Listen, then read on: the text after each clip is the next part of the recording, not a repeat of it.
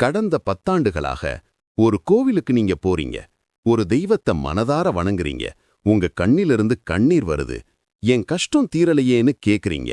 ஆனா பலன் மட்டும் கிடைக்கவே இல்ல. ஏன் தெரியுமா? ஏன்னா நீங்க வணங்கும் அந்த தெய்வமே உங்கள் ஆன்மாவின் அதிர்வலைகளுக்கு பொருந்தாத ஒரு தெய்வமாக இருக்கக்கூடும். ராசிக்கே பொருந்தாத தெய்வம்னு ஒன்னு இருக்குன்னு சொன்னா நம்புவீங்களா? நீங்க கும்பிடுற கடவுள் உங்களை கைவிடவில்லை. ஆனால் உங்கள் ஜாதகத்தின் அதிர்வுக்கும் அந்த தெய்வத்தின் அதிர்வுக்கும் ஒரு இசைவு, ஹார்மனி இல்லாம இருக்கலாம். இந்த காணொளியில் ஏன் உங்கள் வாழ்க்கை இப்படி இருக்கிறது என்பதன் ஆன்மீக காரணத்தை நாம் பார்க்கப் போகிறோம். உங்கள் ராசிக்குரிய உண்மையான சக்தி வாய்ந்த கடவுள் யார்? தவறான தெய்வத்தை வணங்கினால் என்ன ஆகும்?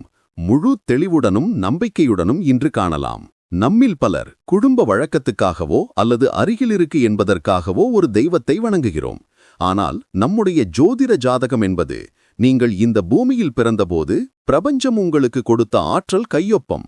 அந்த ஆற்றல் கையொப்பத்துக்கு பொருந்தாத தெய்வத்தை வணங்கும்போது உங்கள் பிரார்த்தனைகள் சரியான முகவரிக்கு செல்வதில்லை. இதனால்தான் எவ்வளவு முயற்சி செய்தாலும் வாழ்க்கையில் ஒரு தடைக்கல்லை உணர்கிறோம். ராசிக்கும் தெய்வத்திற்கும் உள்ள தொடர்பு என்ன? உங்கள் லக்னம் மற்றும் ராசிக்கு அதிபதி ஒரு கிரகம். ஒவ்வொரு கிரகத்திற்கும் ஒரு காரகத்துவம் உண்டு.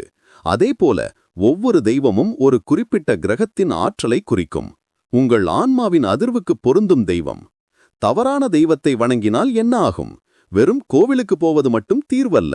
உங்கள் ராசிக்குரிய தெய்வத்தை மனதில் ஆழமாக உணர்ந்து வணங்க வேண்டும்.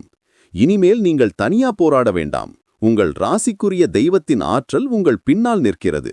இந்த காணொளியை விரிவாக பார்க்க கீழே இருக்கும் லிங்கை கிளிக் செய்யவும்.